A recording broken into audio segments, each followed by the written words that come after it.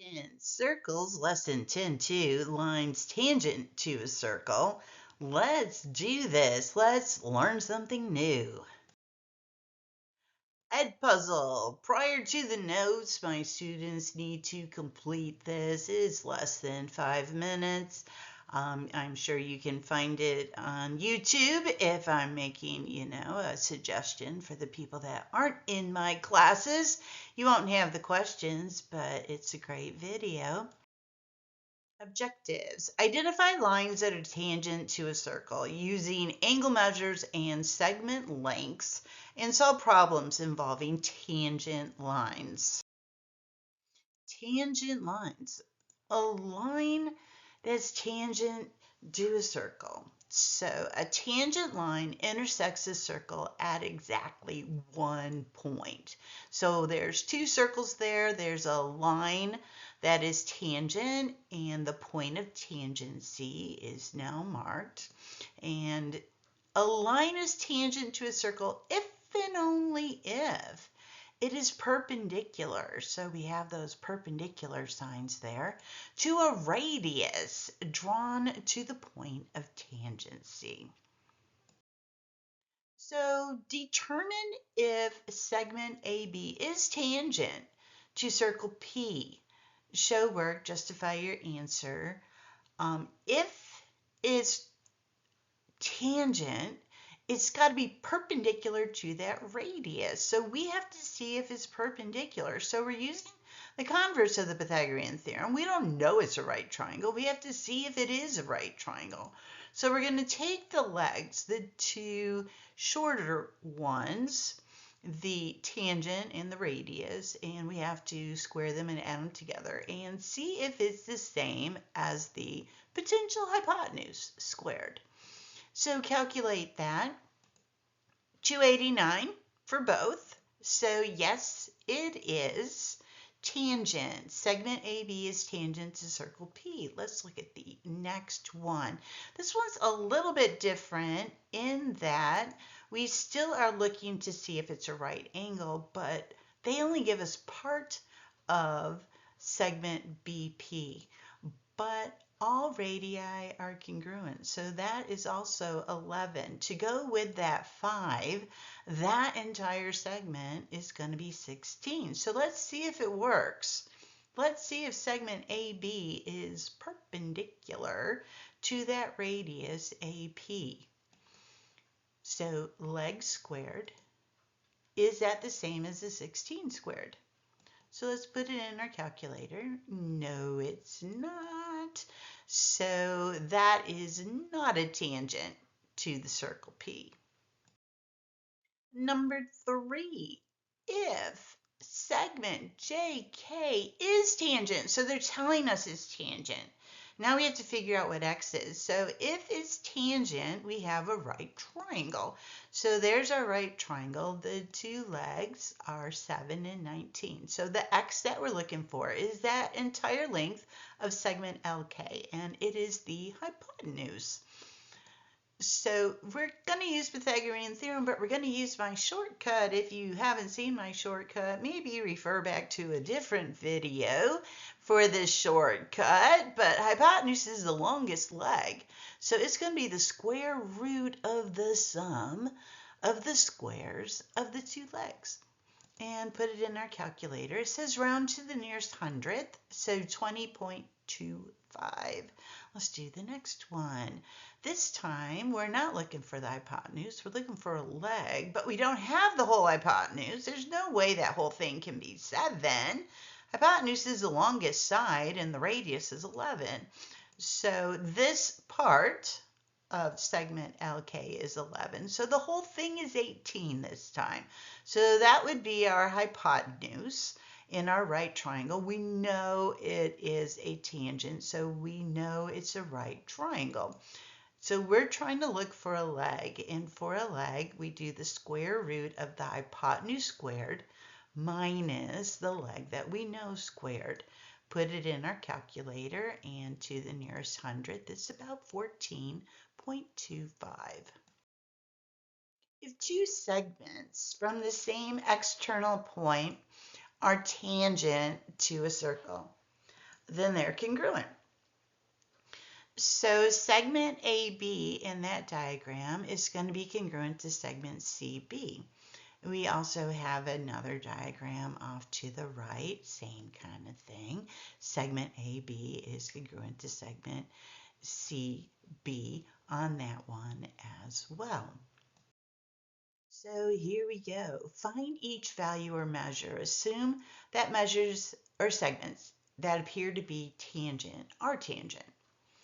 Okay, so segment BA and segment BC are tangents.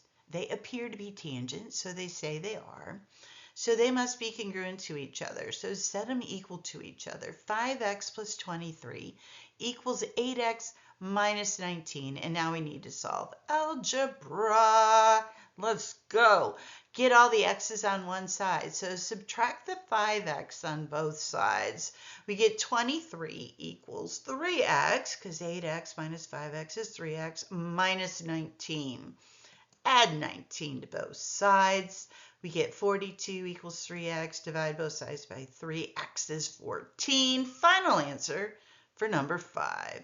Number 6, not only do we need to find x, but they want the length of segment PQ. Same as segment QR, but hey, they want PQ.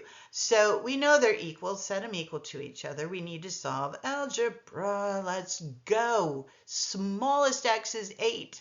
So subtract 8x on both sides of the equation. We get 6x minus 13 equals 5. Add 13 to both sides of the equation. 6x is 18. Divide both sides by 6. X is 3. Not totally done. We need the length of segment PQ. We have an algebraic expression for it, 14x minus 13. And we know what x is. X is 3. So now we can figure out what it is. Put it in our calculator. We get 29. If a polygon is circumscribed around a circle, then all sides are tangent.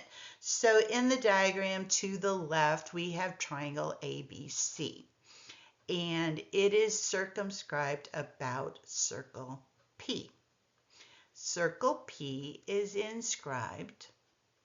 The triangle is circumscribed. Inscribed is the inside, and this time the circle's inside, the triangle's outside. In the one on the far right, the triangle is inscribed. Each of the vertices is on the circle, and the circle is circumscribed about the triangle. So we need to find the perimeter. So we're using the property we had before, because we know those two are going to be equal, because we just did that. So that's 16. These two are equal, so we know that's 9.5. Those are equal, so we know length of segment DH is 11. Perimeter, add them all up. So we have 2 16s, 2 9.5s, and 2 11s. Put it in our calculator. 73 perimeter of triangle DEF. Let's do it again. We need to find the perimeter of quadrilateral PQRS. Let's see. We know that's 27.1. And now we can find the rest of that, because the whole thing's 52.5, and part of it's 27.1. So the other part's 25.4, which means that part is also 25.4.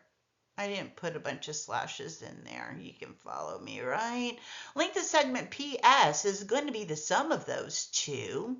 So add the 25.4 and the 23. We get 48.4 for length of segment PS. Let's see. If that's a 23, that's a 23. Subtract the 37.5 minus 23. We get the other part. So that's the same. And now we can find length of segment QR by adding those two together, 14.5 and 27.1. and we get 41.6. Perimeter all the way around. So we're going to add up the lengths of segment PS, PQ, QR, RS, plug them all in, we get 180. That is the length, the perimeter of quadrilateral PQRS. Number 9, same kind of thing. Let's see, all the pieces we know. We know that's 17. We know that's 2.5. Now let's find other parts that we know. 29 minus 17 gives us 12. So this is also 12. So we can find length of segment BC because we can add the 12 and the 2.5 to get 14.5. And let's see. 21 minus 17 is going to give us 4, this part, which is going to give us that part. So now we can find length of segment DC by adding the 2.5 and the 4 together. We get 6.5. Perimeter, quadrilateral, ABCD is going to be the sum of the lengths of all the sides. Put them in your calculator and you get 71. Mastery Connect example. In the diagram below, measure of angle ABT is 45. Measure of angle APT, 45. Measure of angle ATP, 45. So triangle PAT must be a right triangle because it has two 45s. The other one must be 90 degrees. And if that's 90 degrees, then the relationship that describes segment PB and segment AT would be perpendicular to each other. Another Mastery Connect example. Here we have a diagram. A sphere intersects a plane at one point. What's the best description? The plane is tangent to the sphere. That looks right. Plane can't be parallel to a sphere. Coincidental? What? And no, it's not secant. It only touches in one point. It's A. That's the end of lesson 10-2. Lines of tangents in circles. See you next time.